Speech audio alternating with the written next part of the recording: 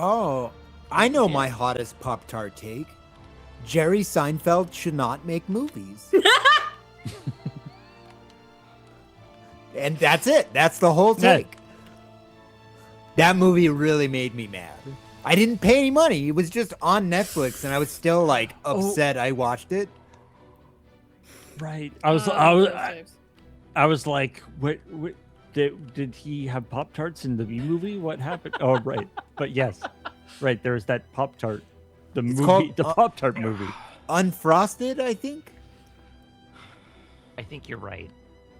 I paid so little attention to it when it was coming out that I don't know. But I think you're right. Unfrosted sounds right.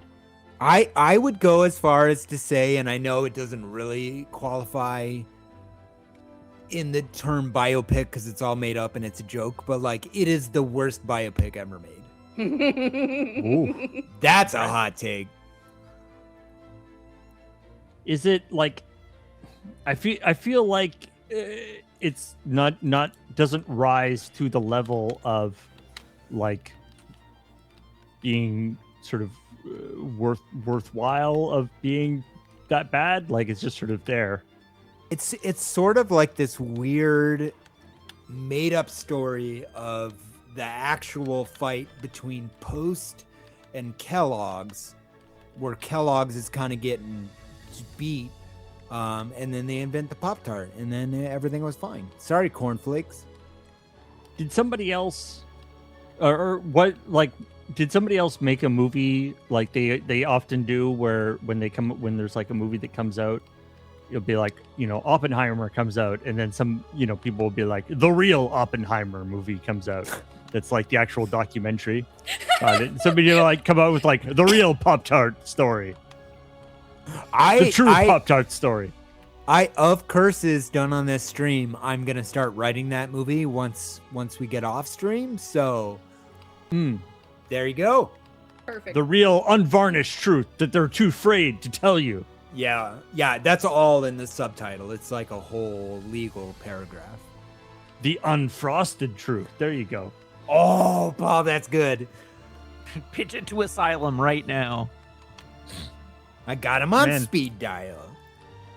I've seen like 3 different like master of the universe, like different versions of people like doing that name. Yeah. To make just sort of a generic fantasy movie coming out now.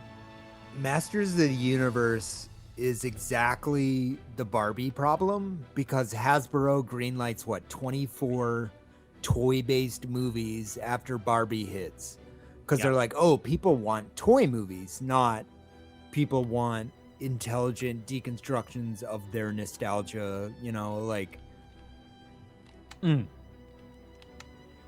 So my defense of the Masters of the Universe movie is that you can defend it. I am going to defend it. Do it.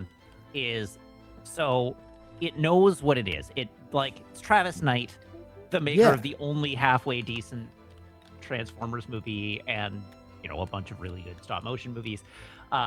It knows what it is, and like in the first third, it's maybe a little too like winking about and self-aware about the fact that it knows what it is. But this is a movie that is about action figures smashing together, and it knows that it's about action figures smashing together, and it thinks that it can do something fun with a movie about action figures smashing together, and it does, and it tries, and it uses action figures smashing together as a launch pad to have a discussion about toxic masculinity and the way that like He-Man and the characters in He-Man depict a certain idealized form of masculinity, and is ultimately about how like being a good example of masculinity is taking the time to have empathy for the people that you're in conflict with and to understand them and to try and talk through your problems before resorting to punching your problems away. And ultimately it gets got by the unavoidable problem that it is a movie about He-Man and Skeletor, and so the only way to talk to the guy with the skull for a face is, or to defeat the guy with the skull for a face is to punch his skull face. But it centers in on the idea that it's like, but it's important that you try to talk through the conflict with the guy with the skull for the face before you punch his skull face. And it's just somewhat like undercut, but yeah, and it's just like, it is a really fun movie. My takeaway was that they need to hire Travis Knight to make Dave Filoni's Star Wars right now, because That is a hot take. I agree with Like- you for the record.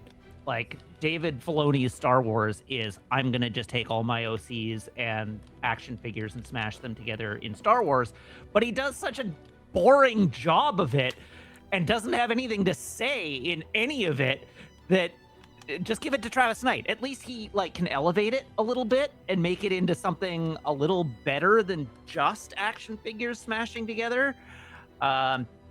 So like that was my takeaway from it. But I saw it. What were the two movies I saw it in between? I saw it just after having seen The Mandalorian and Grogu, which was just dire. And then I saw Masters of the Universe and had a great time and was like, oh wow, this is awesome. And then I went and saw another movie and I was like, well, that wasn't great.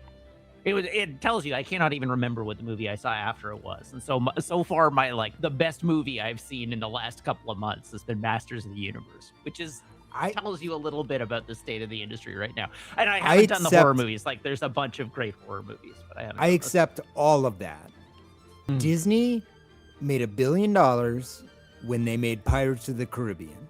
The Country Bears, the Haunted Mansion. Every time we try to do a movie, it's like, this is not going to work. So my frustration with Masters of the Universe is, why did you spend more than $100 million to make something you factually knew was not going to do that? Yeah. No, and I agree with that. It's like, it is clear at the outset that Masters of the Universe is not going to draw audiences like Barbie did. It is just absolutely not a 4-quadrant blockbuster, no matter how you slice it. And then I'm going gonna to watch it on Jared streaming. Leto. all right. It's good. The, It's brightly colored and fun.